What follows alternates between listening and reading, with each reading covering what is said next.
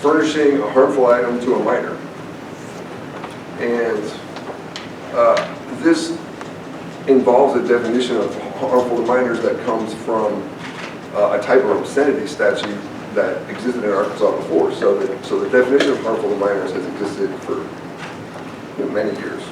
And there was a 2003 statute that you need to understand to know how all this works that banned displaying material harmful to minors. And it also banned selling or otherwise providing a material that is harmful to minors. Now, in 2004, federal Judge Isley here in town ruled that the first part of that, the display provision, was unconstitutionally overbroad.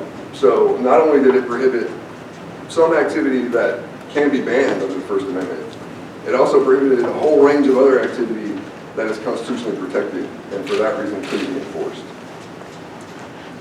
The new law, let me just say one other thing about that. Part of the reason that Judge Isley made that ruling is because the Arkansas Supreme Court definitively interpreted the meaning of minor in that context to be all minors, not distinguishing between younger minors and older minors. So if some given book was inappropriate for a 7-year-old, it might be illegal for a bookseller or a librarian to display that or give it to a 17-year-old. And that was viewed as part of what created this unconstitutional overbreadth, to use the term of art that judges.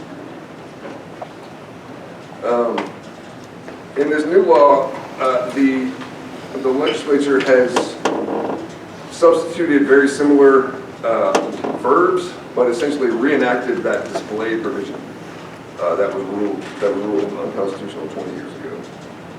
So instead of display, it now says presents, provides, makes available, or advertises to a minor an item that is harmful to minors.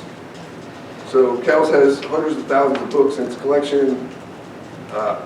Many could well meet that definition, and they're sitting on the shelves just right now available to minors. So when I'm trying to advise CALS staff about what their criminal risk is, we have to think about a very broad sort of analysis of what might be at stake here. So that's the first part. The first part of the case is actually pretty straightforward.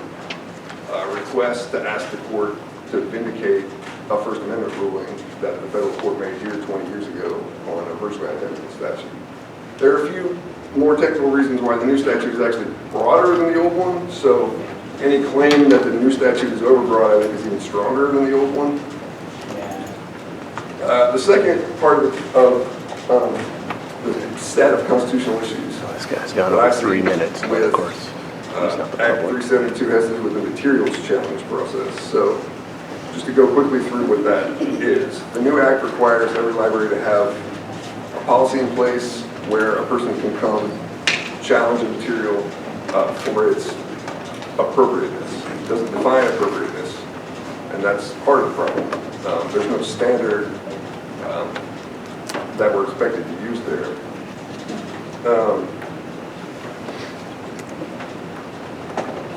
That process would play out with a committee of library personnel hearing that challenge and then making a determination about whether if an item isn't appropriate for minors, it can be moved to a part of the library inaccessible to minors. That's where we start getting into a whole other number of questions that CALS staff has for me about just what that means. So if CALS has minors working, as I did as a 17-year-old shelving books, how's that going to work if some parts of the collection have to be segregated and sequestered away?